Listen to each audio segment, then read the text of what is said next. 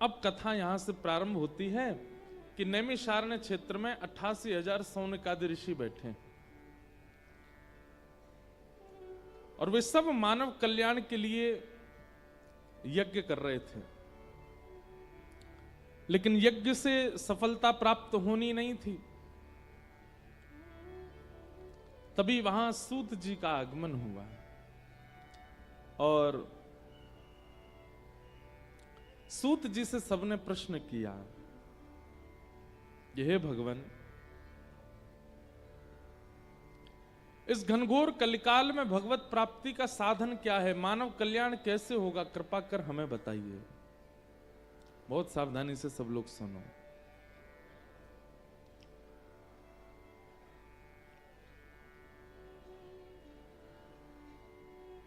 सवै पुंसां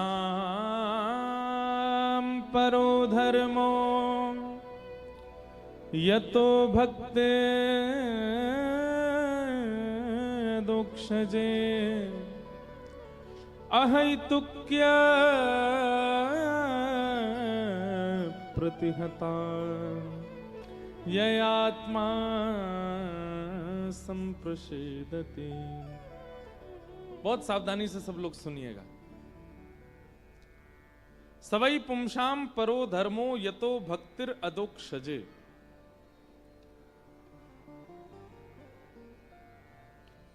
अदोक्षज भगवान, भगवान का एक नाम है अदोक्षज।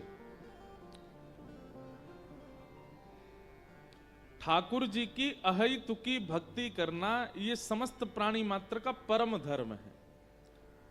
सेवा करना, परिक्रमा करना, पूजा करना, नित्य नियम करना, परोपकार करना, असहायों की सहायता करना, जीवन का निर्वहन सत्य मार्ग पर चल के करना, ये सब धर्म हैं। लेकिन ठाकुर जी के प्रति प्रेम भाव होना ये परम धर्म है। ठाकुर जी से प्रेम सबका नहीं हो पाता।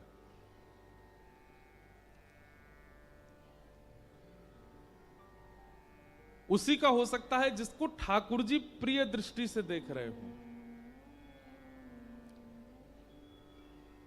आप बिहारी जी, राधा वल्लभ, राधा रमन जी को केवल लाल जी के रूप में देख लोगे, प्रेमी के रूप में दिख पाना तब तक नहीं होगा जब तक उनकी दृष्टि आपके प्रति प्रेम की ना हो। और उनकी दृष्टि हमारे प्रति प्रेम की हो, उसके लिए गुरु आज्ञा और सत्संग में बताए गए मार्गों का पालन करना होगा, तभी तो हम उनके योग्य बन पाएंगे। ठाकुर जी की प्रिय दृष्टि होना हमारे प्रति बहुत मुश्किल है। धन्ना भक्त की कथा आती है, जहां धन्ना नाम के भक्त, धन्ना जाट बोलते हैं उनको, छोटे से थे। एक बार एक संत का आगमन हुआ उनके यहां पर, और वो संत धन्ना जी के यहां ही रहते थे। उनके शालिग्राम जी थे, उनकी वो सेवा करते थे। छोटे से धन्ना भक्त जाकर के उन संत के पास बैठ जाते और देखते ही अपने ठाकुर जी की पूजा कैसे करते हैं। एक स्वभाव देखा गया मानव में कि जब वो छोटी अवस्था में होता है ना, उसको मंदिर जाना, आरती में जाना, घंटी की आवाज सुनना, दादा दादी नाना नानी पूजा में रहते हैं, वो देखना छोटी अवस्था में बहुत प्रिय होता है बच्चों को। कई घर के बच्चों को आप देखोगे, उनको खिलौना दो और उसी समय दादाजी पूजा कर रहे हो तो वो खिलौना छोड़ देगा, लेकिन वहां जाके दादाजी की गोद में बैठेगा। स्वाभाविक प्रेम ठाकुर जी के प्रति बाल अवस्था में होता है, लेकिन जैसे जैसे वो बालक बड़ा होता जाता है फिर उसका वो प्रेम घट जाता है। इसके पीछे कारण क्या है? एक कारण तो उसका स्वभाव। बालक जितना छोटा होता है उतना सरल, उतना सहज होता है। छोटे से बालक रो रहा हो, उसको एक टॉफी दे दो 1 रुपए की, उससे भी खुश हो जाएगा। अरे कहां तक है, कई बार बालकों को इतनी चोट लग जाती है गिरने से, खेलने से, उस भयंकर पीड़ा में भी वो बालक आवाज करने वाला उसको गुड्डा दे दो, उससे उसको वो अपनी पीड़ा भूल जाता है, उससे खेलने लग जाता है। कितना सरल होता है छोटा सा बालक। लेकिन वही बालक जब बड़ा हो जाता है और उसको कोई ऐसी पीड़ा हो जाए, पैर में लगे, सिर में लगे, रक्त निकल रहा हो, उसको आप कोई आवाज करने वाला अगर गुड्डा दोगे तो वो शांत होगा? नहीं हो सकता।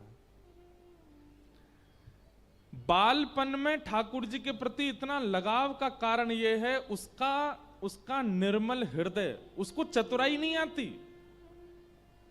वो छल कपट नहीं जानता, वो बहुत सरल है, बहुत सहज है। ये उसका स्वभाव इतना सरल और निर्मल है, उसके स्वभाव के कारण वो ठाकुर जी से प्रेम बना रहता, ठाकुर जी को उससे प्रेम होता है। और इतना ही नहीं, बालक जहां जाता है सबको उससे प्रेम हो जाता है, सबका मन होता है अरे ये कितना प्यारा। निष्ठुर हृदय व्यक्ति भी उसको गोद में लेने का प्रयास करता है। क्यों? क्योंकि बालक के स्वभाव में चतुराई नहीं है। हमको देख के किसी का मन क्यों नहीं होता आए गोदी में बैठा दो इन्हें? क्यों? चतुर हैं। आपको देख के क्यों नहीं होता? चतुर हो। इसलिए ठाकुर जी की भी इच्छा नहीं होती कि आप उनके सामने जाओ। इसीलिए आयु बढ़ने पर मंदिर से, पूजा से, सेवा से, सत्संग से युवा भटकने लग जाते हैं, स्वभाव के कारण।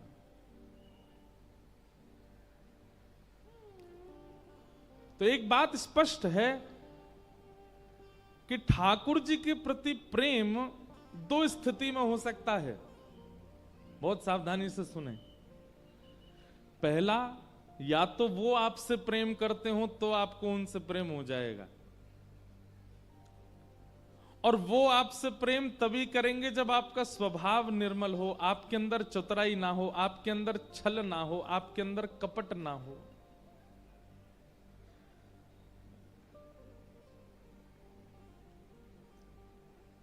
आज सुबह कबीरदास जी का एक पद देख रहा था मैं, बहुत अच्छा पद है।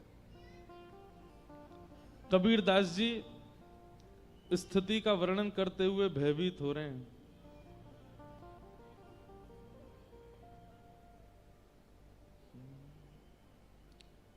डर लागे और हंसी आवे, अजब जमाना आया रे। डर लागे और हंसी आवे, अजब जमाना आया रे। धन दौलत ले माल खजाना, वैश्या नाच नचाया रे। डर लागे और हंसी आवे, अजब जमाना आया रे। राग परिवर्तित है।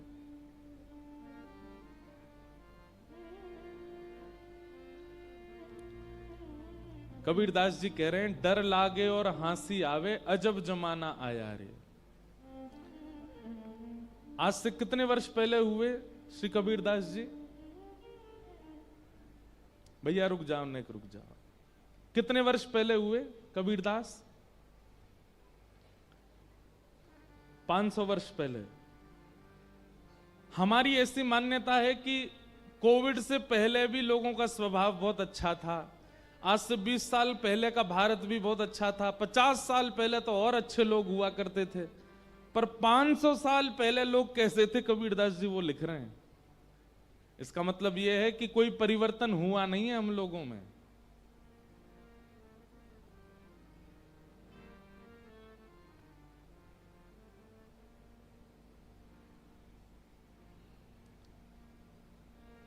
धन दौलत ले माल खजाना, वैश्या नाच नचाया रे। डर लागे और हंसी आवे, अजब जमाना आया रे। एक नर्तकी को देखने के लिए लाख रुपया खर्च कर देंगे, एक गलत स्थान पर स्वांग देखने के लिए 1000 रुपया खर्च कर देंगे, लेकिन मुट्ठी भर अनुसाधु कोई कहे लाज नहीं आया रे। कोई साधु आकर के भिक्षा मांगे तो उससे कह देते हैं, अरे तुमको लाज नहीं आती, तुमको शर्म नहीं आती, मांगते घूमते हो, कुछ खाओ पियो, कुछ अपने कर्म करो ऐसे, तब कमा के खाना, दूसरों से क्यों मांगते हो? और खुद इतना धन खर्च कर देंगे दूसरे गलत कार्यों में, तब बुरा नहीं लगता। कथा होत तहां श्रोता सोवे, सुनिएगा, कथा होत तहां श्रोता सोवे, वक्ता मूड पचाया रे। ए भाई फोन क्यों चला रहे हो? ए भाई सो क्यों? आजकल सोते नहीं हैं लोग, फोन चलाने लगते हैं। धीमे से सिर नीचे करेंगे, बात कर लेंगे। वक्ता बेचारे मूड पचा के बैठते हैं, बोले बताओ हम यहाँ 4 घंटा बिना पानी पिए, बिना आसन बदले, एक आसन में बैठ करके कथा सुना रहे हैं। इनको फुर्सत नहीं सोने से, इनको फुर्सत नहीं फोन चलाने से, खाने से। 500 साल पहले कबीरदास जी लिख रहे हैं, कथा होत तहां श्रोता सोवे, वक्ता मूड पचाया रे। डर लागे और हंसी आवे, अजब जमाना आया रे। और कबीरदास जी कह रहे हैं, होए जहां कहीं स्वांग तमाशा, होए जहां कहीं स्वांग तमाशा, तनिक न नींद सताया रे।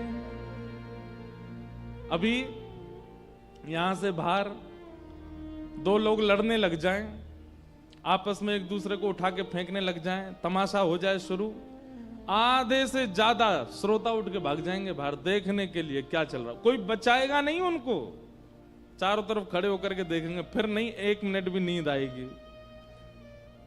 कोई तमाशा चल रहा हो, उल्टा काम चल रहा हो, वहां पर किसी को आलस नहीं आता, कथा में सबको आलस आता है। भय लागे और हंसी आवे, अजब जमाना आया रे। और ये बात बहुतों को बुरी लग सकती है, भांग तमाकू सुल्फा गांजा, सूखा खूब उड़ाया रे। वाह, विशेष रूप से तो पंजाब के हमारे युवा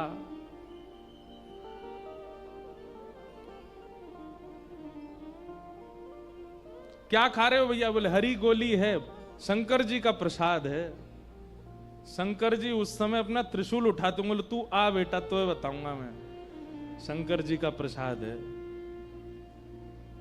हमारी एक बात बहुत ध्यान से सुनिएगा, किसी भी रूप में, तानपुरा कम करो थोड़ा, किसी भी रूप में ऐसी किसी भी वस्तु का सेवन करना जिससे आपका बुद्धि, जिससे आपकी जवान, जिससे आपका हृदय कॉन्शियसनेस डगमगा जाता हो, वो सब नशा है और वो सब भगवत प्राप्ति में बाधा।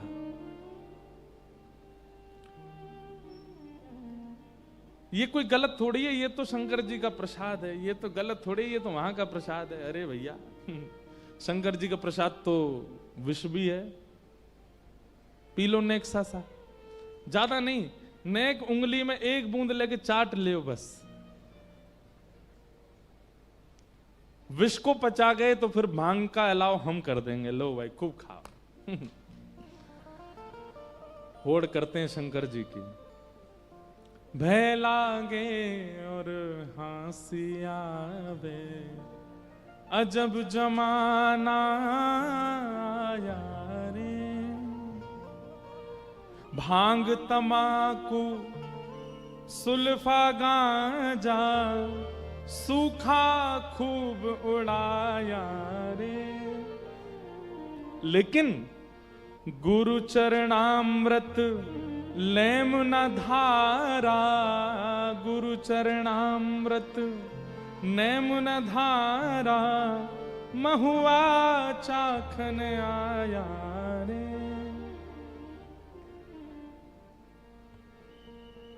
तंबाकू का नित्य नियम बन जाता है व्यक्ति का, उसको कोई सिखाता नहीं है, फिर भी उसका नियम बन जाता है। बीड़ी पीने वाले को बोलना नहीं पड़ता भैया सुबह दोपहर शाम पीनी, अपने आप पीता है। भांग खाने वाले को शाम होते ही भैया अब हमारा समय हो गया, आप तो लेंगे, लेकिन उसको कहते हैं भैया कुछ नहीं, सुबह सुबह कुछ भी पाने से पहले ठाकुर जी का चरणामृत ले लिया करो, वो नहीं लिया जाता।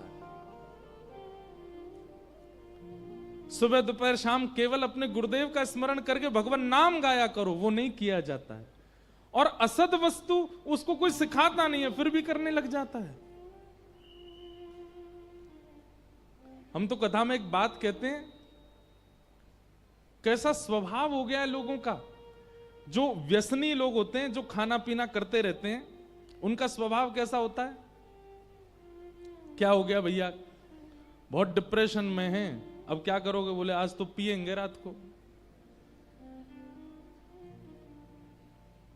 आज क्या हो गया भैया? बोले आज बहुत खुश हैं। बोले क्यों? हमारा जो है ना वो हमारा एक 100 बीघे का वो था, जमीन थी, वो मिल गई हमको, आज बहुत खुश हैं हम, केस जीत गए। आज क्या करोगे? आज तो पिएंगे। दुखी हैं तो पिएंगे, खुश हैं तो पिएंगे, उदास हैं तो पिएंगे, सही है तो पिएंगे, बीमार है तो पिएंगे, हर चीज में पीते ही रहते। लेकिन भजनानंदी भक्त हफ्ता में एक दिन निकालता है, आज भजन करूंगा, आज छुट्टी है। महीना में एक दिन निकालता है, 6 महीना में एक दिन निकालता है, साल में 2 दिन निकालता है। भय लागे और हंसी आवे, अजब जमाना आया रे। उल्टी चलन चली दुनिया की, ताते जिया घबराया रे। भय लागे और हंसी आवे, अजब जमाना आया रे। कहत कबीर सुनो भाई साधो, कहत कबीर सुनो भाई साधो, फिर पाछे पछताया रे।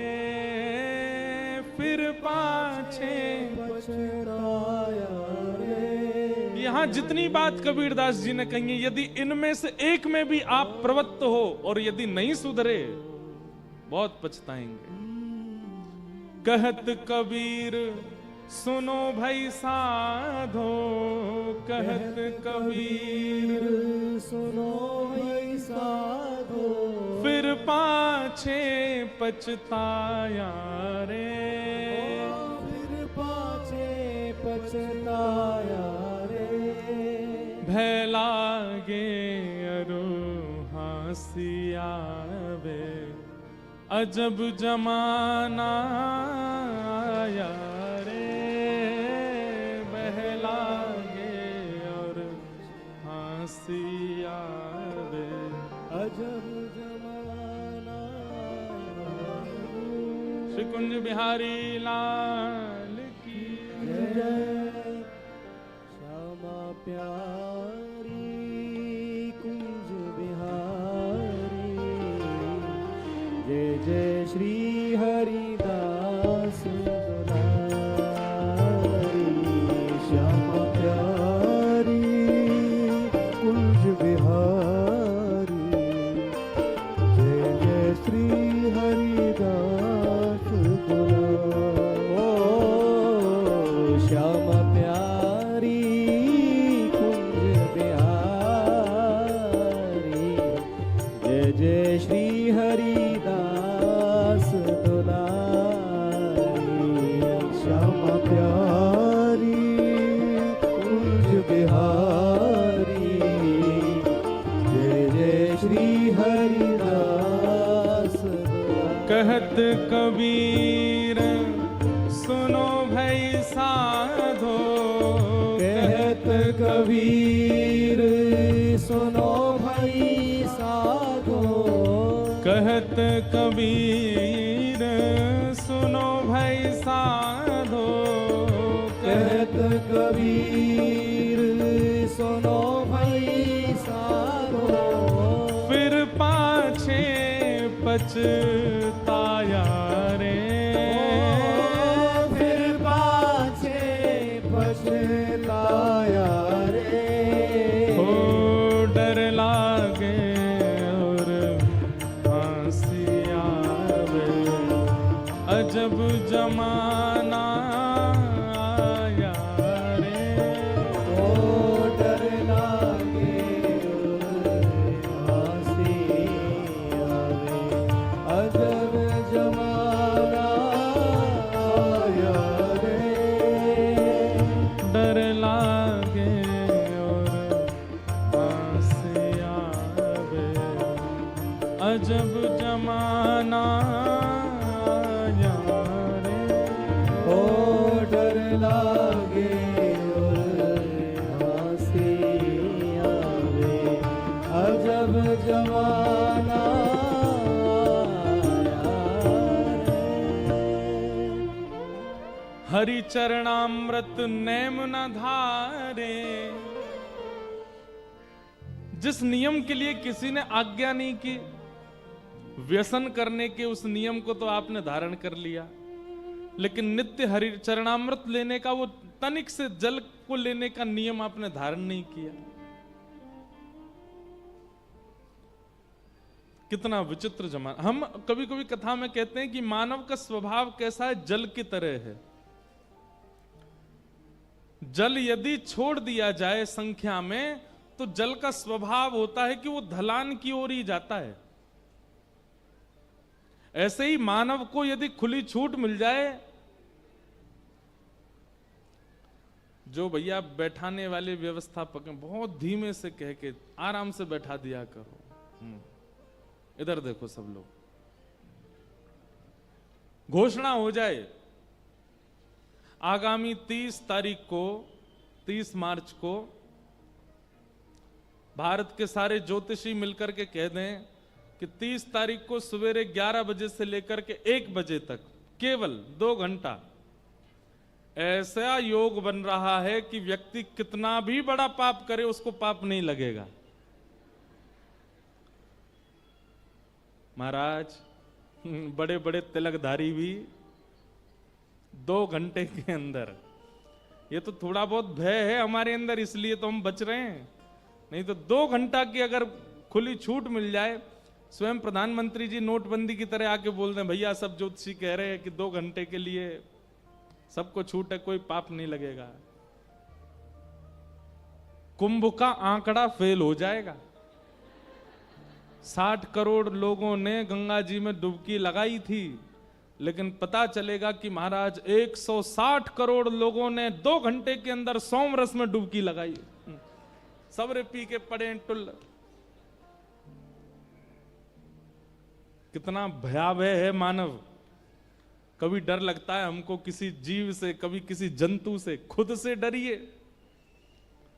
ये तो कृपा मनाइए गुरुजनों की, संत जनों की, भागवत कथा जैसी सुंदर सुंदर आयोजनों की, जिनके कारण हम दूषित कार्यों से थोड़े भयभीत रहते हैं, नहीं करते। नहीं तो खुली छूट मिल जाए तो मानव का स्वभाव जल के जैसा ढलान पे ही जाएगा, नीचे को ही जाएगा, गलत कार्यों की ओर ही भागेगा।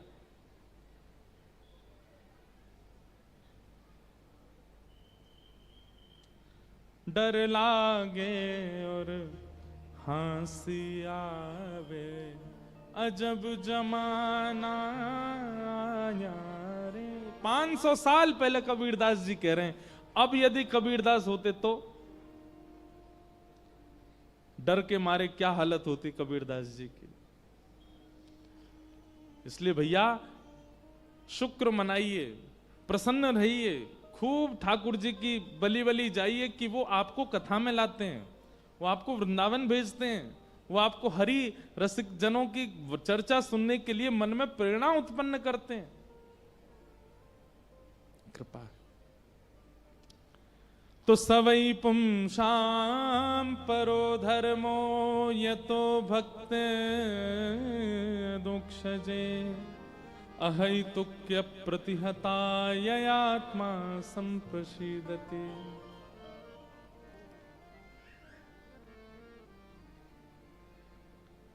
ठाकुर जी के प्रति श्रद्धा होना, ठाकुर जी के प्रति विश्वास होना, ठाकुर जी के प्रति स्नेह होना, ठाकुर जी के प्रति समर्पण होना, ये सब मानवीय स्वभाव हो सकता है, पर ठाकुर जी के प्रति प्रेम तो तभी होगा जब ठाकुर जी को आपसे प्रेम होगा, नहीं तो प्रेम नहीं हो सकता। और श्रीमद् भागवत में श्री सूत जी महाराज कहते हैं कि यही परम धर्म है, अहैतुक्य प्रतिहता ययात्मा संप्रसीदति। ठाकुर जी के प्रति अहैतुकी भक्ति, अहैतुकी भक्ति का मतलब प्रेम भक्ति, प्रेम लक्षणा भक्ति, वो प्रकट हो जाए। नन्हे से धन्ना जाट, उनके घर संत आए और संत बस अपने ठाकुर जी की सेवा करते थे शालिग्राम भगवान की, और धन्ना के मन में आता था थोड़े थोड़े इधर खिसक जाओ सब लोग आगे वाले, हाँ बस, और कथा सुनते सुनते हो जाइए, बस बैठ जाओ भैया, आप लोग बैठ जाओ, हमने कैदी है जाएंगे सब, बैठा दो इनको पकड़ के बैठा।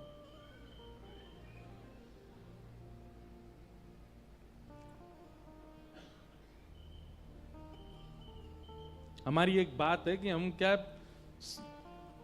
पढ़ी पढ़ाई कथा नहीं कहते, हमको तुरंत जो मन में आता रहता वो बोलते रहते हैं। अब कोई भी इधर उधर थोड़ा भी होता है तो फिर भूल जाते हैं क्या कहना है। तो सुनो, धन्ना जाट छोटे से थे, अब हम ये बता रहे हैं कि ठाकुर जी से प्रेम कैसे होता है। अब उनकी सहज स्थिति बन गई कि संत अपने ठाकुर जी की सेवा करते थे और धन्ना बैठ करके देखते थे, उनके मन में आती कि हमें भी ऐसी सेवा करनी है, छोटे से बालक। कुछ दिन बाद संत जाने लगे तो नन्हे से बालक रोने लगे, संत से कहने लगे आप हमारे घर से मत जाओ, यहीं रहो, हमें आपकी सेवा बहुत अच्छी लगती है। संत नहीं माने तो धन्ना जी बोले आप चले जाओ, अपने ठाकुर जी दे जाओ हमको, हमारा इनसे इतना लगाव हो गया, हम इनकी सेवा करते रहेंगे। कोई अपने ठाकुर जी कैसे दे, लेकिन बाल हट के आगे किसी की हट नहीं चलती। छोटे बालक जब हट करने पर आते हैं तो फिर सब हार जाते हैं उनके आगे। तो धन्ना जी ने हट कर दी कि अपने ठाकुर जी दे दो, तो संत ने, छोटे से बालक, स्वभाव तो उसका मधुर ही होता है बालक का, एक बाहर से शालिग्राम जी जैसे दिखने वाले पत्थर ले आए और उनको बढ़िया स्नान करा के, इत्र आदि लगा के, तिलक चंदन फोटा करके और एक सिंहासन पर बिठा दिया। अपने ठाकुर जी नीचे धर दिए और वो पत्थर के शालिग्राम जो लेके आए बाहर से, उनको सिंहासन पर पधरा दिया और धन्ना जी से बोले देखो तुमको सेवक ठाकुर जी चाहिए कि महाराजा ठाकुर जी चाहिए?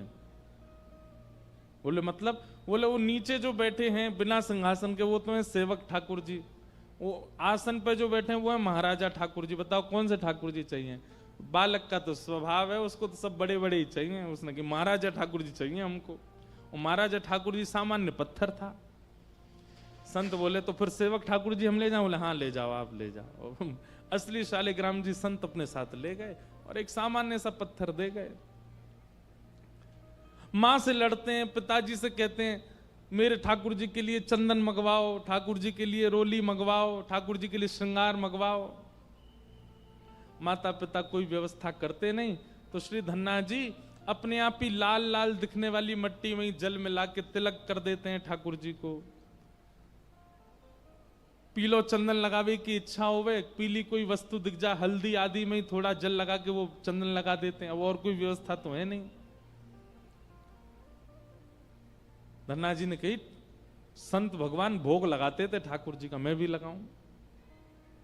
भोग धर दिया सामने, मां से थाली लगवा के लाए और थाली ला करके भीतर कक्ष में अपने ठाकुर जी के आगे धर दी और पर्दा हाथ में लेके खड़े हो गए। बोले, ठाकुर जी संत भगवान भी भोग लगाते थे, आप मेरे यहां भी भोग लगाओ। धीमे धीमे धन्ना जी ऐसे पर्दा लेके खड़े हो जाते और धीमे से ऐसे देखते ठाकुर जी पा रहे हैं कि नहीं। अभी तो नहीं पा रहे, फिर खड़े हो जाते। फिर थोड़ी देर में देखते ठाकुर जी ने पाया कि नहीं, अभी तो नहीं पाया। बीच बीच में कहते हैं, लाल जी कहा बात है, आपको बढ़िया नहीं लग रहा प्रसाद, क्यों नहीं पा रहे आप? बाल अवस्था में ये चतुराई नहीं आती हमारे चित्त में कि ठाकुर जी के आगे केवल थाली रखी जाती है और यथावत उठा ली जाती है। ये तो बड़े होने के बाद हमारा स्वभाव बन जाता है ऐसा। बालक के चित्त में तो ये आ जाता है कि नहीं, ठाकुर जी हमारी तरफ पाते ही होंगे, और ऐसे स्वभाव यदि बड़ों के चित्त में आ जाएं तो निश्चित है कि ठाकुर जी पाएंगे ही। हमें विश्वास है कि ठाकुर जी पाएंगे नहीं, इसीलिए थाली यथावत ही मिलती है हमको, कभी परिवर्तन नहीं होता उसमें। कभी चिंता हुई अपने ठाकुर जी के सामने प्रसाद पधरा के जब दोबारा उठाने के लिए गए तो उस प्रसाद में एक तनिक भी कुछ कम नहीं हुआ, इस बात से कभी चिंता हुई हमको? कभी नहीं हुई। बालक के सामने थाली रख दी जाए और एक रोटी दी जाए, वो आधी ही खावे, माँ पूरे घर को अदर कर देती है, नजर लग गई किसकी, और रोटी नहीं खा रहा है, आधी ही खा रहा है, इतने में ही पूरा हो गया, और ये तो गलत बात है, खाता क्यों नहीं है। डॉक्टर के पास ले जाएंगी, वैद्यों के पास ले जाएंगी, गंडे बनवाएंगी। ऐसी चिंता कभी ठाकुर जी के लिए हुई? हमारे लाल जी क्यों नहीं पाते? क्योंकि हमें भरोसा है कि नहीं पाएंगे, इसलिए ठाकुर जी भी नहीं पाते। लेकिन धन्ना जाट को ये नहीं है, उसको तो है कि क्यों नहीं पा रहे हैं, क्या दिक्कत है। ठाकुर जी से बोला, आप नहीं पाओगे तो मैं भी नहीं पाऊंगा। भूखे प्यासे 1 दिन 2 दिन 3 दिन निकल गए। छोटा सा बालक ठाकुर जी के आगे प्रसाद पधरा करके बोले, ठाकुर जी मुझको बहुत जोर से भूख लगी है, आप जल्दी से पालो, आप पाओगे तो ही पाऊंगा, नहीं तो नहीं पाऊंगा मैं। और जैसे ही पर्दा लेकर के खड़े भये धन्ना जी, 3 दिन के उनके विश्वास प्रगाढ़ से ये स्थिति हुई कि पर्दा के भीतर से चटकारों की आवाज आने लगी। चटकारे मतलब जैसे कोई अचार चाटता है ना, चाट के फिर ऐसे करता है, ऐसे चटकारों की आवाज आने लगी। धन्ना जी बोले, चटकारे कौन ले रहा? जैसे ही हाथ थोड़ा किनारे करके पर्दे के भीतर देखा, नन्हे से गोपाल जी प्रकट हो गए और अपने हाथ में सब सामग्री लेकर के प्रेम से पा रहे हैं। प्रेम प्रस्तुत किया गया होगा तभी तो प्रेम करेंगे ठाकुर जी। हम श्रद्धा तक सीमित रहते हैं, हम अर्चना तक सीमित रहते हैं, हम पूजा तक सीमित रहते हैं। ठाकुर जी कहते हैं, तू जहां तक सीमित, मैं भी वहीं तक सीमित।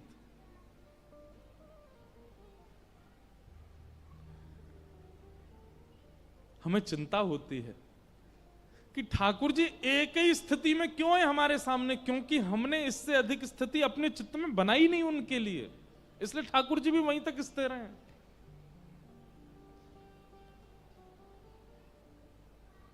प्रेम, भागवत जी कहते हैं, सवई पुंसाम परो धर्मो, सवई प्राणी मात्र का परम धर्म क्या है?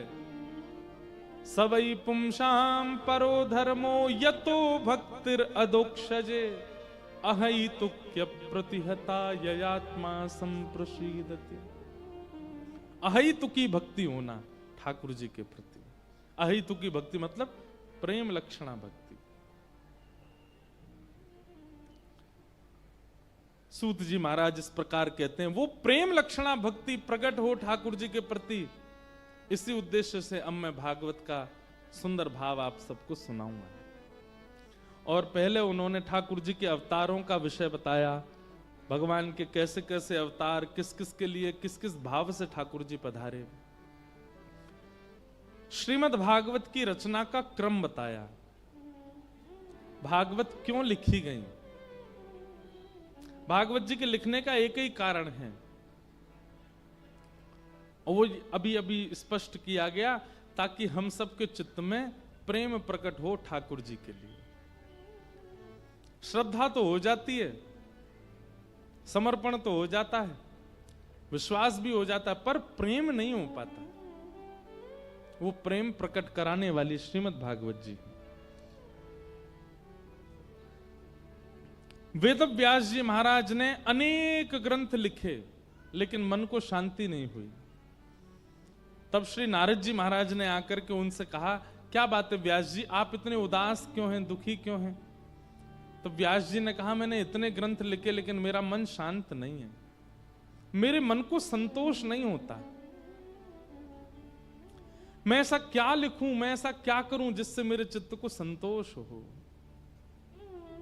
तब नारद जी ने उनसे कहा कि भवतानुदित प्रायम यशो भगवतो मलम ये नैवा सौनतुष्येत मन्ये तद्दर्शनम खिलम। बहुत ध्यान से सुनिएगा। 4 पुरुषार्थ होते हैं, धर्म, अर्थ, काम और मोक्ष। हम लोग इन चारों में ही प्रवृत्त रहते हैं। धर्म में भूख लगने पर भोजन करना, यह भी धर्म है। बच्चों की इच्छा पूरी करना, पत्नी की इच्छा पूरी करना, घर को संभालना, ये सब धर्म है। व्यापार करना, धन कमाना, कर्म में निवृत्त होना, यह भी धर्म है। दूसरा हम होते हैं अर्थ में, धन कमाते हैं, प्रॉपर्टी लेते हैं, बैंक बैलेंस बनाते हैं। धर्म, अर्थ, और चौथा हमारा कर्तव्य होता है काम, कामनाओं की पूर्ति। और हमारा अंतिम उद्देश्य क्या हो जाता है? मोक्ष। धर्म, अर्थ, काम, ये पृथ्वी पर हमारी स्थिति होती है, और जब सबसे निवृत्त हो जाते हैं, 70-80 की आयु हो जाती है, फिर हमारी स्थिति एक ही रह जाती है, अब हमें मोक्ष मिले।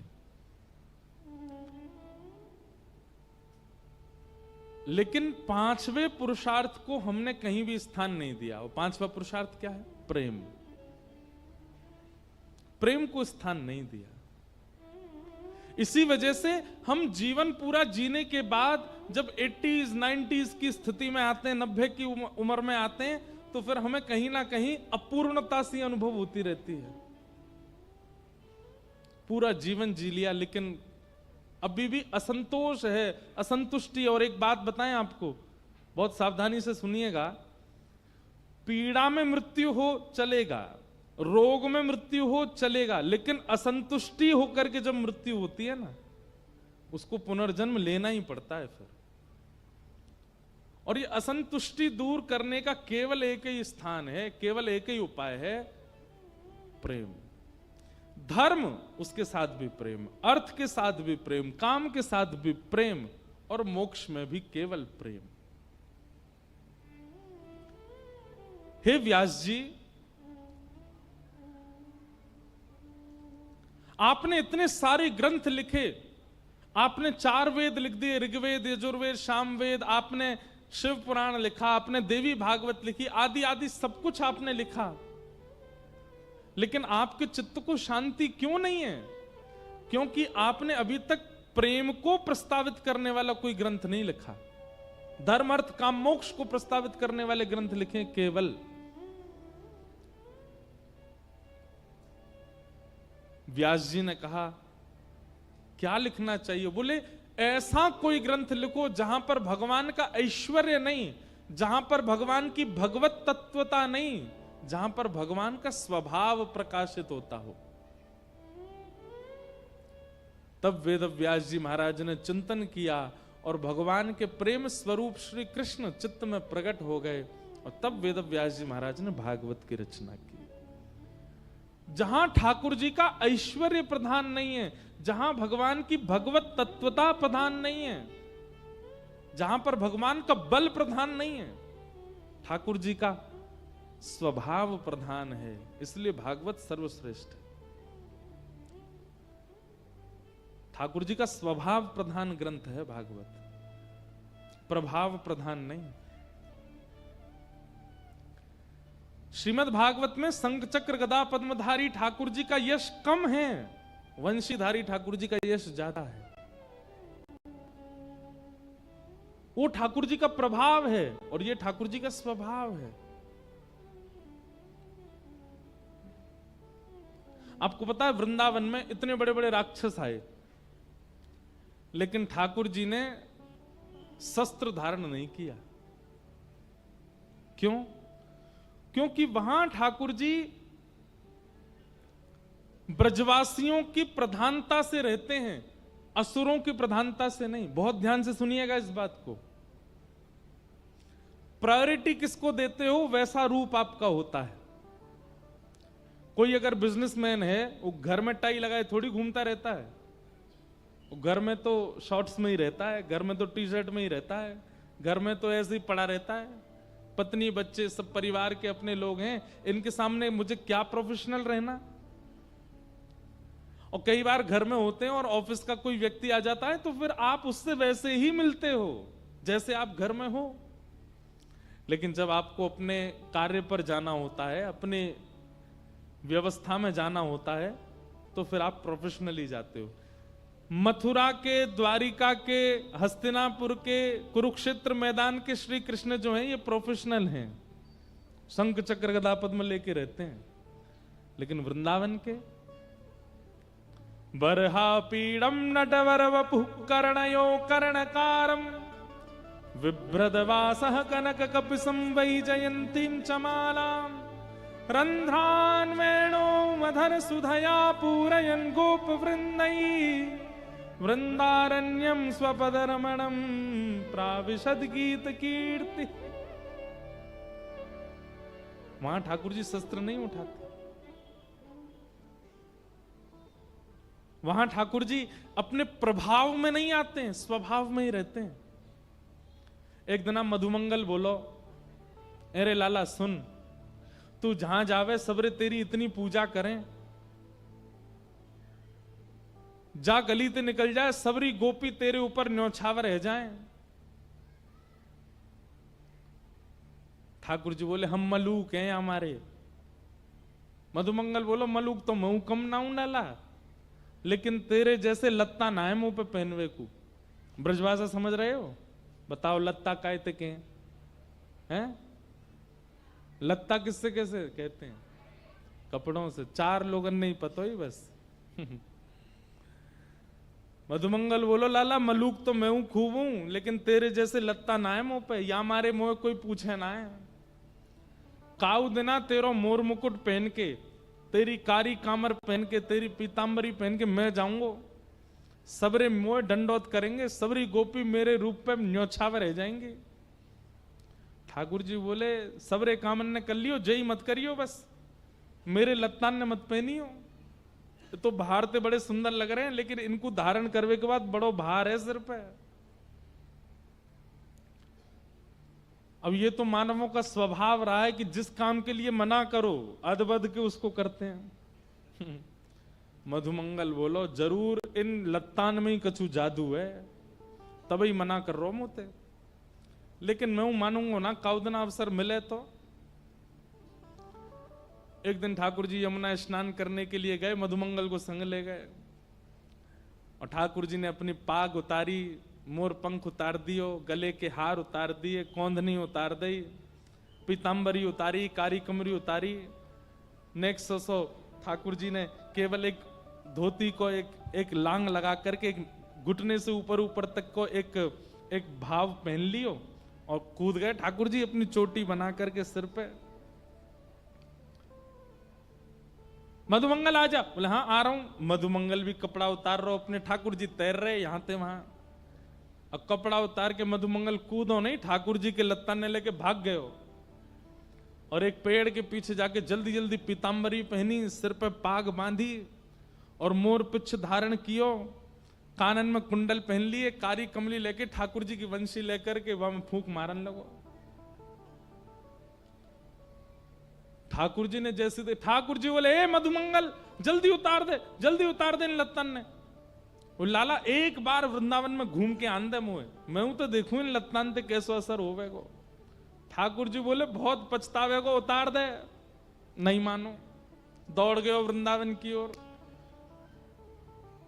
यहां कंस ने एक राक्षस भेजा, उसका नाम था केसी। राक्षस जाते जाते कंस से बोला, आपके जो शत्रु कृष्ण हैं उनका हुलिया कैसा है?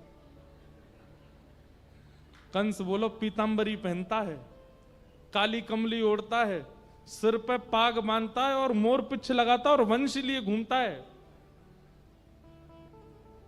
केसी बोले, आपका काम हो जाएगा, बस देखो। अब इतने में ही राक्षस केसी आया और ठाकुर जी को आभूषण और वस्त्रों से ही ढूंढ रहा था, तभी उसको मधुमंगल दिख गया। मोर पिछ भी है, वंशी भी बजा रहा है, पीतांबरी भी पहनी है और इसने तो काली। कोई गोपी तो न्योछावर भई ना, कोई ब्रजवासी तो वहां पे बेचारो लट्टू भयो ना, एक राक्षस पड़ गयो पीछे। अब मधुमंगल भागो, लाला बचा, लाला बचा, लाला बचा। दौड़ो दौड़ो यमुना जी पे पहुंचो। ठाकुर जी वहां प्रतीक्षा कर रहे। मधुमंगल चिल्ला तो लाला जल्दी बचा, देख तू जावे तो गोपी सब तो पे आनंद है जाए, सब तेरी आरती उतारे, सब तेरी भले, मेरे पीछे तो राक्षस पड़ो लाला। ठाकुर जी कह रहे, ना अब मैं ना आऊंगा, तू ही निपट जाते। मधुमंगल चरण में, अरे लाला तू मेरो लाला ना, आज के बाद तेरी सौं खा के कहूं कभी तेरा रूप धारण नहीं करूंगा, तू देख यार। ठाकुर जी ने एक मुष्टिक प्रहार किया। यमुना जी के घाट पे आज भी केसी घाट है, और केसी नाम के राक्षस का वध किया। मधुमंगल ने सबरे वस्त्र उतार करके ठाकुर जी के आगे धर दिए। बोले, लाला तू ही संभाल इन्हें, तो हम ना धारण कर सके। ये ठाकुर जी का कैसा स्वरूप है? ये प्रभाव नहीं है, ये स्वभाव है। क्योंकि ठाकुर जी प्रेमी श्री कृष्ण हैं, और उनके प्रेम स्वरूप को जहां विशेष रूप से प्रस्तावित किया गया वो श्रीमद् भागवत है। बीच बीच में कहीं कहीं प्रभाव प्रकट होता है, लेकिन श्री वेदव्यास जी महाराज तुरंत उस प्रभाव को गौड़ करके फिर स्वभाव को प्रदान कर देते हैं। 7 कोस लंबे चौड़े गिरिराज पर्वत धारण किए अपनी बाम हस्त की कन्नी उंगली के नख पे। ब्रजवासी आकर के अपनी अपनी छड़ी लगा करके खड़े हैं। ठाकुर जी बोले, जी सब क्या कर रहे हो भैया? बोले, लाला छड़ी लगा रहे हैं, गिरिराज जी नीचे आ जाएंगे। अच्छा, तुम्हारी छड़ी पर टिक रहे हैं, ये मेरी उंगली पर ना है। ब्रजवासी कह रहे हैं, लाला तू तो ऐसी नाटक कर रहा हो उंगली लगावे को, तेरी उंगली में इतनी सामर्थ कहां जो गिरिराज जी उठा में। ठाकुर जी के नेत्र सजल हो गए। बोले, धन्य है ब्रजवासी, इनके सामने कछु लीला कर लूं मैं, लेकिन इनको ये भरोसा है कि जे हमारो लाला ही है, ये परमात्मा ना है सके। जहां ठाकुर जी का प्रभाव ही नहीं दिख रहा है, वो प्रेम है। हमें प्रभाव दिखता है, इसीलिए हम बिहारी जी के आगे झोली फैला देते हैं। बिहारी जी आए भर दो, या मैं ये दे दो, ऐसा कर दो, क्योंकि हमारे अंदर ये विश्वास है कि प्रभावशाली हैं ये। हमारे वृंदावन में कई संत तो आज भी बिहारी जी के पास जामे और दूर से ही ऐसे हाथ करके, लाल जी जुग जुग जियो, आनंद करो, खूब मजे में रहो। कोई कहे, बोले बाबा ठाकुर जी ऐसे आशीष दें, बोले ये ब्रज को लाला है, यहाँ ये प्रभाव वारो ना है, या को तो यहाँ आशीष ही दियो जाए। ब्रज के सब नर नारी कहा करें, लाला को आशीष ही दें। प्रेम को प्रमुख वही वृंदावन धाम, प्रेम को प्रमुख वही वृंदावन धाम। प्रेम ही ते पायो श्याम रसिया ने नाम। ओ प्रेम ही ते पायो श्याम रसिया ने नाम। ओ याए जाने कहाँ गंवार, आए जाने कहाँ गंवार। प्रेम नदिया की सदा उल्टी बहधार, कौन पावे आपको पार। प्रेम नदिया की सदा उल्टी बहधार, कौन पावे आपको पार। प्रेम नदिया की सदा उल्टी बहे अरे कौन पावे आको पार, प्रेम ने दिया की सदा उल्टी बहे धार। पावे आको पार, प्रेम नदिया की सदा उल्टी बहे धार। हाँ प्रेम हो, प्रेम को प्रमुख वही वृंदावन धाम। प्रेम को प्रमुख वही वृंदावन धाम। प्रेम को प्रमुख वही वृंदावन धाम। प्रेम को प्रमुख वही वृंदावन धाम। हाँ प्रेम ही ते पायो श्याम रसिया ने नाम। ओ प्रेम ही ते पायो श्याम रसिया ने नाम। अरे आए जाने कहाँ गवार, जाने कहाँ गवार, आए जाने कहाँ गवार। जाने कहाँ गवार। हाँ प्रेम नदिया की सदा उल्टी बहे धार। जाने कहाँ गवार, प्रेम नदिया की सदा उल्टी बहे धार। अरे कौन पावे आको पार, प्रेम नदिया की सदा उल्टी बहे धार। कौन पावे आको पार, प्रेम नदिया की सदा उल्टी बहे धार। और वृंदावन में प्रेम केवल ठाकुर जी पे असर ना करे, जो आ जाए वहां पे असर करे। गोपी बनो शिव जाने काम कियो ढेर। गोपी बनो शिव जाने काम कियो ढेर। पूरे विश्व में कहा नाम है? कालों के काल महाकाल, कैलाश के निवासी, केदारवासी, रामेश्वर में विराजमान रामेश्वर नाथ। जहां भी चले जाओ महादेव का स्वरूप ऐसा है कि बस देख करके आदमी हाथ जोड़ के थर थर कांपता है। पर वही महादेव कालों के काल महाकाल जब वृंदावन आते हैं, गोपी बनो शिव जाने काम कियो ढेर। गोपी बनो शिव जाने काम कियो ढेर। ओ ठुमक ठुमक नाचे गौरा हस मुंह पे। ठुमक ठुमक नाचे गोरा हंसे मुंह पे। अरे हाँ ठुमक ठुमक नाचे गौरा हस मुंह पे। ओ ठुमक ठुमक नाचे गोरा कौन? हंसे मुंह पे। अरे नंदी बैल को सवार, बैल को नंदी बैल को सवार। बैल को सवार। हाँ भैया प्रेम नदिया की सदा उल्टी बहे धार।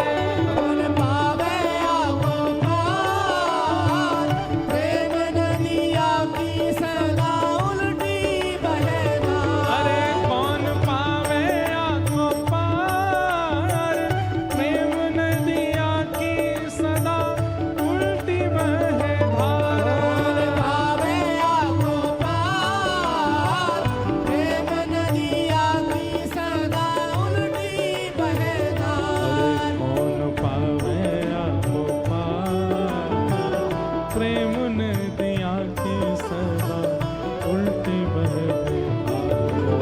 पावे आको पार, प्रेम नदिया की सदा उल्टी बहे धार। प्रेम प्रधान श्रीमद् भागवत। और वेद व्यास जी महाराज ने जैसे ही धर्म अर्थ काम मोक्ष इनको विश्राम दे करके केवल प्रेम प्रधान वाक्यों को लिखना प्रारंभ किया, भागवत की रचना के बाद वेद व्यास जी ने अपनी कलम को नदी में प्रवाहित कर दिया। क्यों? बोले अब इसके बाद कुछ लिखना शेष नहीं है, ये सर्वोपरि है। वेद व्यास जी कहते हैं मैंने जितने पुराण लिखे सबको पढ़िएगा, सबको सुनिएगा, लेकिन जब मानने की बात आवे, फॉलो करने की बात आवे, तो भागवत जी का पालन कीजिएगा, क्योंकि श्रीमद् भागवत सर्वोपरि है। तो वेद व्यास जी महाराज ने भागवत जी की रचना की और प्रेम प्रधान भावों को वर्णित किया। वेद व्यास जी के चित्त में आया कि अब भागवत की रचना हो गई, अब घर घर जन जन तक कैसे पहुंचाया जाए। तो वेद व्यास जी महाराज के पुत्र हैं श्री सुखदेव जी महाराज, और उन्होंने श्री शुकाचार्य जी का स्मरण किया।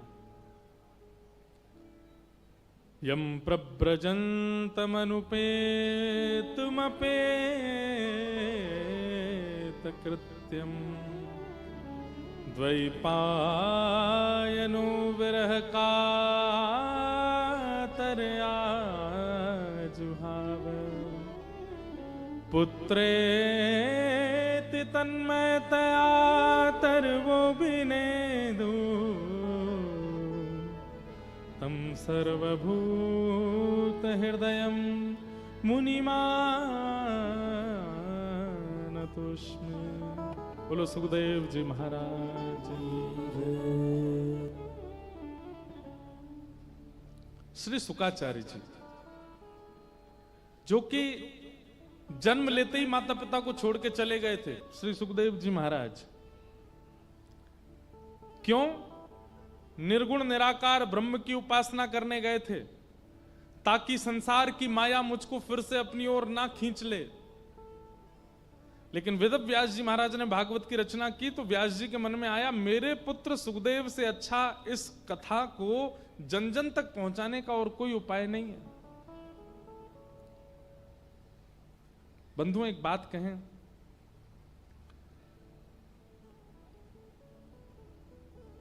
पुत्र को जन्म देना मां की जिम्मेवारी है, पर उस पुत्र को पात्र बनाना यह पिता की जिम्मेवारी है।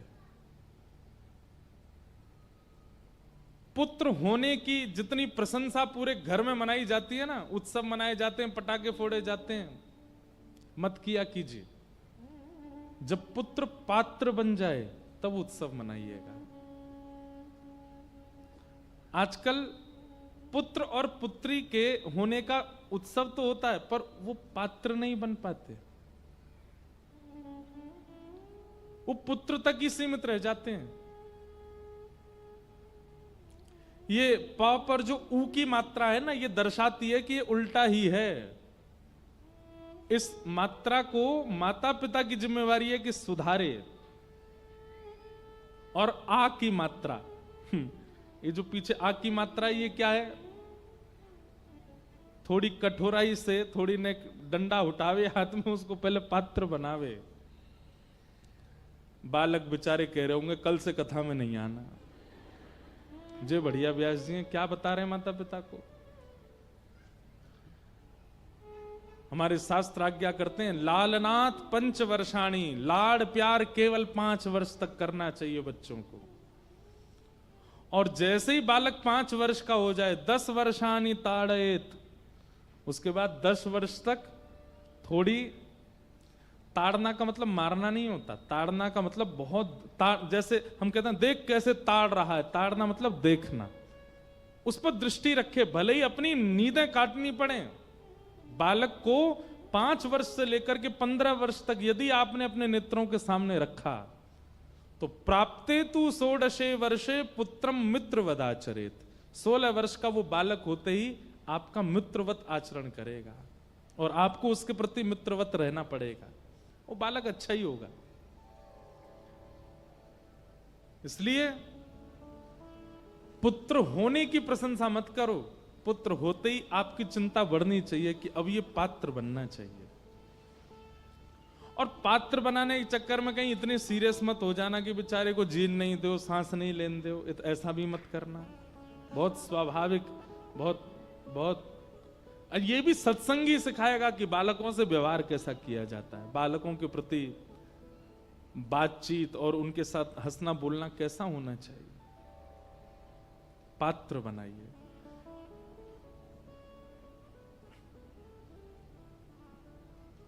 वेद व्यास जी जानते हैं कि मेरा पुत्र पात्र है, इसलिए मुझे अपने पुत्र को ही भागवत जी देनी है। और कहीं ना कहीं ऐसा भी हम सोच सकते हैं कि वेद व्यास जी परीक्षा लेना चाह रहे थे कि मेरा पुत्र पात्र बना है कि नहीं, और उस परीक्षा के लिए उन्होंने एक लीला की। कुछ बालकों को बुला करके और कहा, मैं तुम्हें एक श्लोक याद कराता हूं, हिमालय पर जब ऊपर जाते हो लकड़ियां लेने, पुष्प लेने, इस श्लोक को गाना, आधा ही गाना, अधूरा ही गाना। और कोई बालक आकर के अगर तुमसे कहे कि पूरा सुनाओ, तो उस बालक को लेके मेरे पास आ जाना। क्योंकि वेद व्यास जी जानते हैं यदि आधे श्लोक ने असर कर दिया चित्त पर, वो सुखदेव ही है।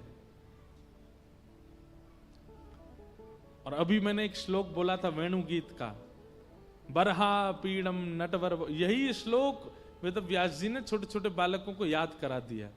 और वो बालक जाते हिमालय पर, और हिमालय पर जाकर के श्लोक गाते, बरहा पीड़म नटवर वपु कर्णयो कर्णकारम।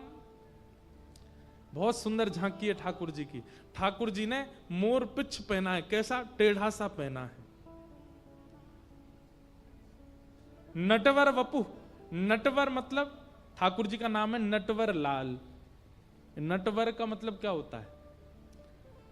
नट का मतलब होता है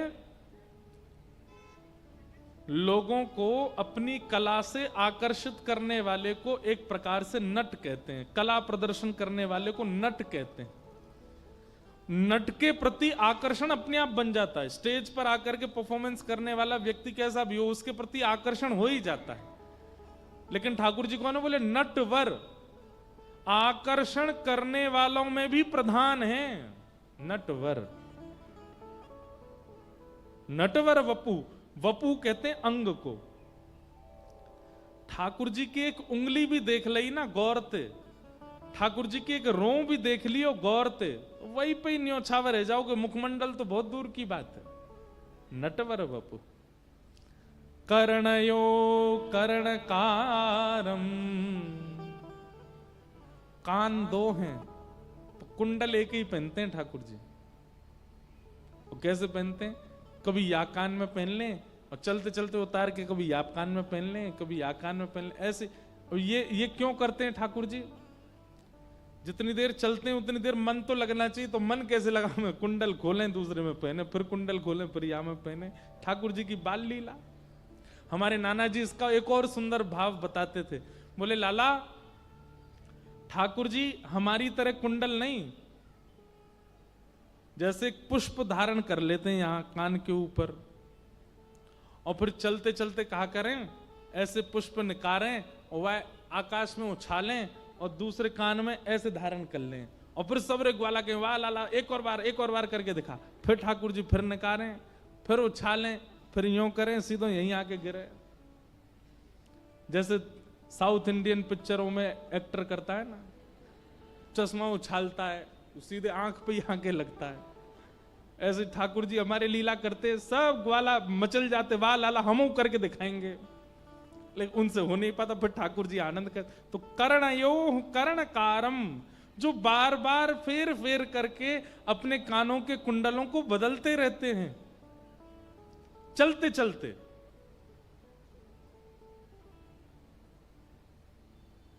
विभ्रदवा सह कनक कपिसं वैजयंतीं च मालाम्। ठाकुर जी जब ग्वाल बालों के संग चलते भय आते हैं ना, देखो बिहारी जी की पोशाक कैसी चमकती है। अब मधुमंगल श्रीदामा आदि ये सब लोग जब चलते हैं ठाकुर जी के बीच में, ठाकुर जी की अलग ही चमक होती है। कोई दूर से भी गुजर रहा होता है, एक बार देख लेता है तो एक बार देखने के बाद फिर देखता है और फिर स्थिर होकर देखता रहता है कैसे चलते आ रहे हैं, मनोहर चाल। वैजयंती माला पहनी है ठाकुर जी ने। वैजयंती माला किसको कहते हैं? वैजयंती माला में 11 प्रकार के अलग अलग पुष्प हैं। या तो 11 प्रकार के अलग पुष्प, या फिर 11 प्रकार के रत्न, या फिर 11 प्रकार की मणियों से उसकी बहुत सुंदर व्याख्या है, विस्तृत व्याख्या है वैजंती माला की। ठाकुर जी वो धारण करते हैं। तो 11 पुष्प ऐसे नहीं एक के पीछे एक पिरो दियो, उसकी सजावट ऐसी की गई है, वो 11 अलग अलग रंग अलग अलग दिखाई देते हैं, ठाकुर जी उसको धारण करते। वही जयंतीम च माला रंध्रान वेणो अधर सुधया पूरयन गोप वृंदई। श्रीमद् भागवत का वेणु गीत सुनने लायक है। ठाकुर जी जब वेणु वादन करते हैं ना, तो जैसे तेज हवा चलने पर वृक्ष मचलते हैं, ऐसी ठाकुर जी की मधुर वेणु पर मानव नहीं, जीवात्मा नहीं, गोपियां नहीं, वृक्ष वल्लरियां भी ऐसे झूमने लग जाते हैं। उनके पुष्प, उनके पत्र, जो वृक्ष कभी बंजर हो गया हो, जिसमें कभी पुष्प नहीं आते, ठाकुर जी उसके समीप से भी वंशी बजाते हुए निकल जाते हैं, तो उसमें भी सुंदर सुंदर पुष्प प्रकट हो जाते हैं। एक जगह तो ऐसा वर्णन है कि श्याम सुंदर और बलराम जी जब चलते हैं मार्ग पर, सारे वृक्ष एक एक बार अपनी टहनियों को इतना नीचे झुका देते हैं कि ठाकुर जी के चरण स्पर्श कर लें, एक बार दंडवत कर लें, प्रणाम कर लें।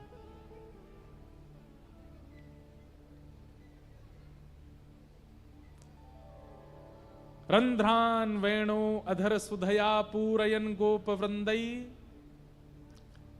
वृंदारण्यम स्वपदरमणम प्राविशद गीत कीर्ति।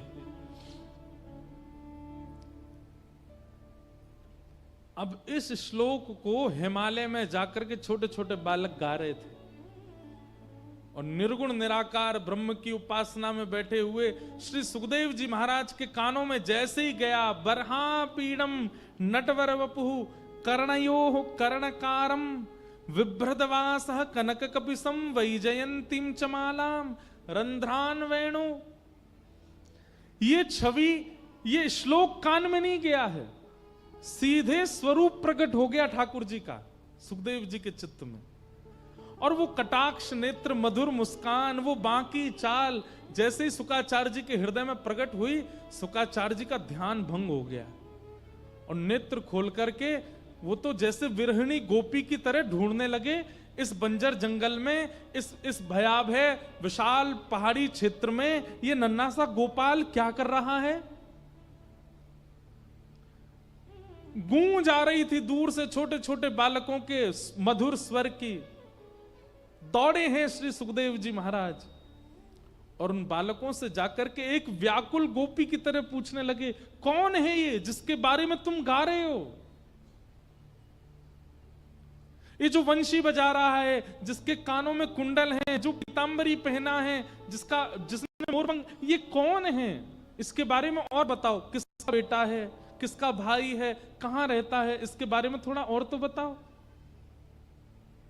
छोटे छोटे बालक बोले, हमें तो बस इतना ही आता है, इनकी पूरी जानकारी हमारे गुरुदेव के पास है, आपको इच्छा हो तो चलो। और श्री सुखदेव जी महाराज उन बालकों के साथ आए। जैसे ही आकर के देखा, बद्रिकाश्रम में सरस्वती नदी के तट पर आश्रम श्री वेदव्यास जी महाराज का, देखते ही शुकाचार्य जी प्रसन्न हो गए, ये तो मेरे पिताजी हैं।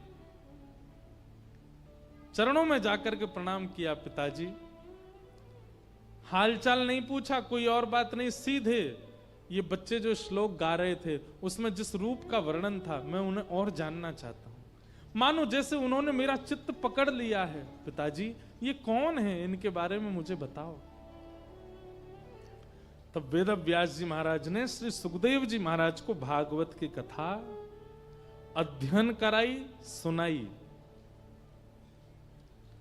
और श्री सुखदेव जी महाराज उस मधुर कथा को श्रवण करके, अध्ययन करके अत्यंत शांत हृदय के हो गए, अत्यंत प्रसन्न चित्त होगा।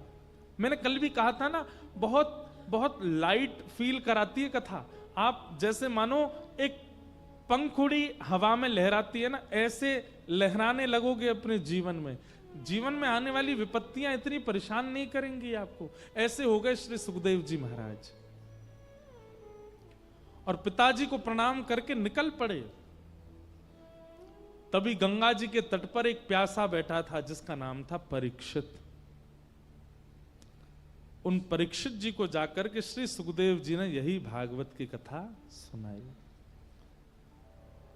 प्रश्न उठता है, गंगा जी के तट पर कोई प्यासा कैसे रह सकता है?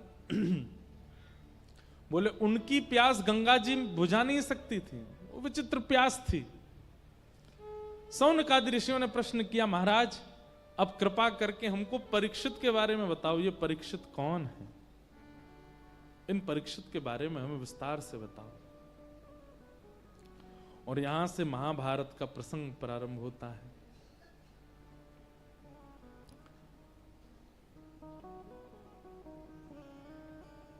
यदा मृधे कौरव संजयानां वीरे स्वथो वीरगतिं गतेषु ब्रकोदरा विग्धगदा विमर्श भृगनोरुदण्डे धृतराष्ट्रपुत्र। महाभारत। बंधुओं, कभी कभी मन में विचार करता हूं कि हम भारतवासी कितने सौभाग्यशाली हैं कि हमारे पास ऐसे ऐसे दिव्य ग्रंथ हैं जहां पर हर भाव का समाधान। महाभारत के लिए हमारे आचार्य जन कहते हैं, यन्ने भारत तन्ने भारत। जो महाभारत में लिखा है वही पूरी दुनिया में घटता हुआ दिखाई देगा आपको। और यदि ऐसी कोई घटना आपने देखी जो आज तक नहीं हुई है, महाभारत उठा के देख लीजिएगा, वहां उसका भी वर्णन होगा। महाभारत से विलग इस संसार में कुछ भी नहीं हो सकता। सब लिखा है महाभारत में, सब कुछ। 1,00,000 श्लोक है महाभारत में। चाहे वो कोई स्वभाव हो, विचार हो, घटना हो, क्रम हो, पराक्रम हो, सबका वर्णन महाभारत में किया गया है। और आगामी हजारों वर्ष तक, कलयुग के अंत तक जो जो हो सकता है सब लिखा है महाभारत में। कई लोगों के मन में भ्रांति है कि महाभारत घर में रखने से कलेश हो जाते हैं।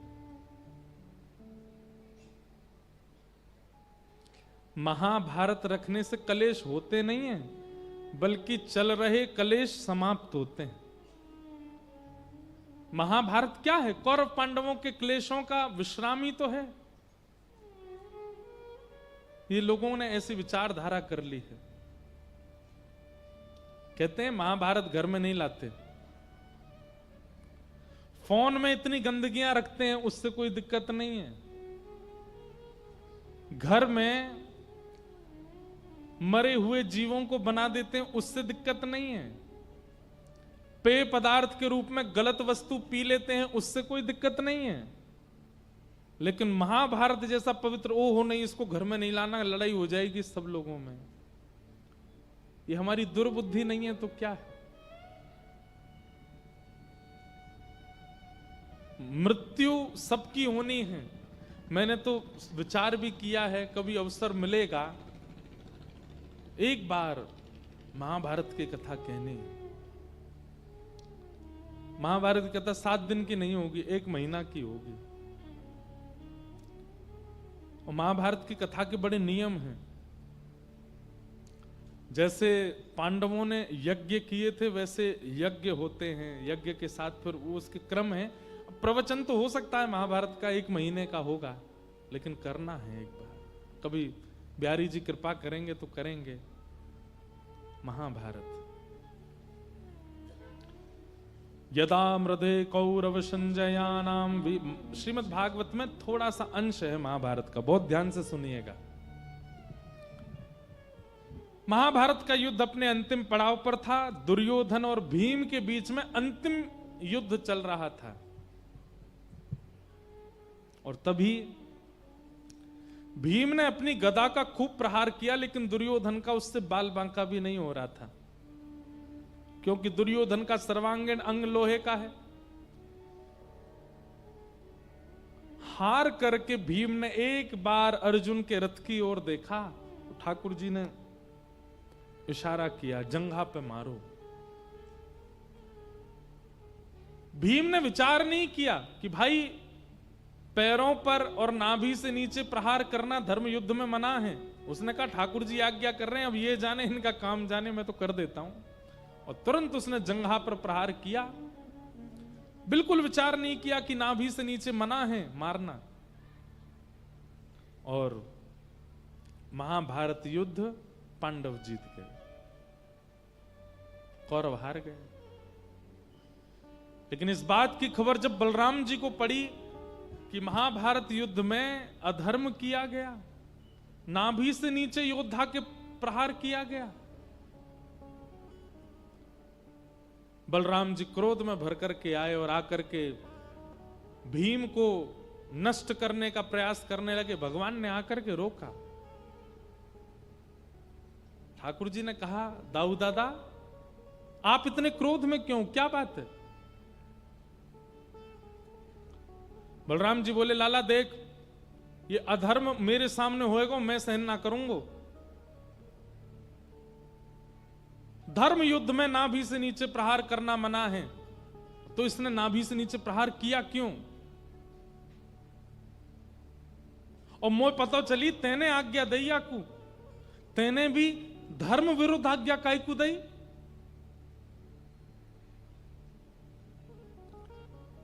ठाकुर जी ने कहा, थोड़ी देर ने शांत रहो भैया, ने बैठो बात करें थोड़ी देर।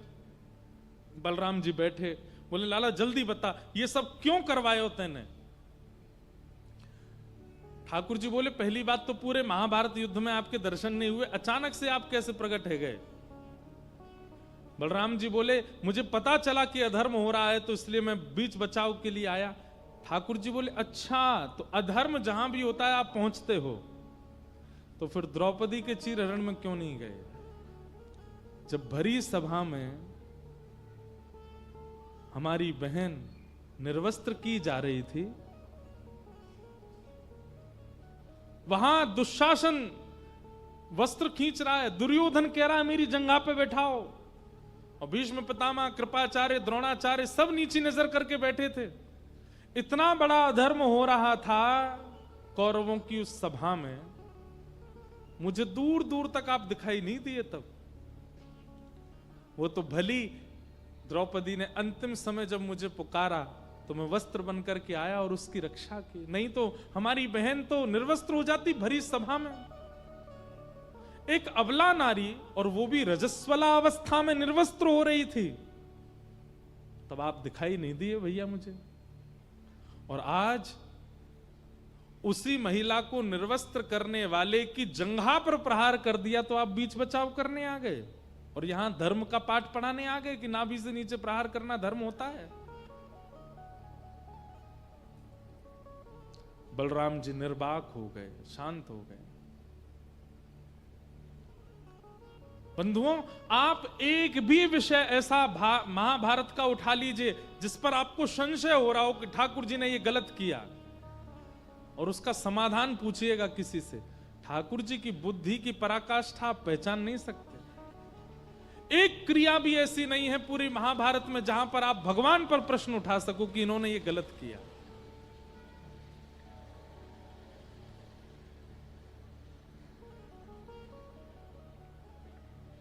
बलराम जी बोले, लाला मुझे क्षमा कर दे, लेकिन मैं एक बार तो पूछना चाहूं, तो फिर धर्म का निर्वहन जहां ना किया जा रहा हो कैसे पहचाना जाए, या क्या क्रिया करनी चाहिए?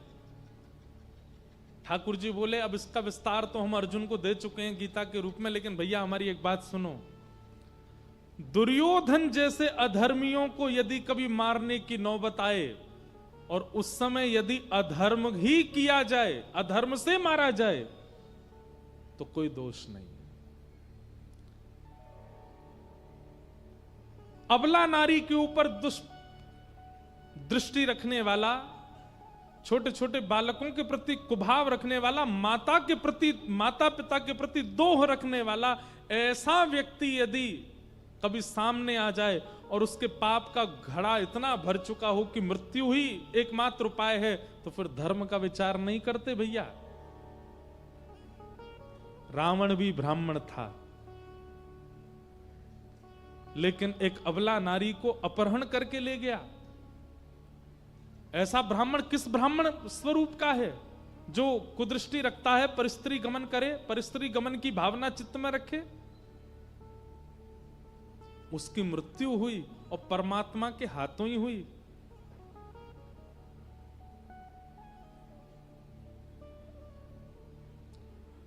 दुर्योधन को मारते समय हमें वो मानव नहीं दिख रहा था, योद्धा नहीं दिख रहा था, एक कुदृष्टि रखने वाला और अबला नारी पर दुष्दृष्टि रखने वाला वो व्यक्ति दिख रहा था, राक्षस दिख रहा था।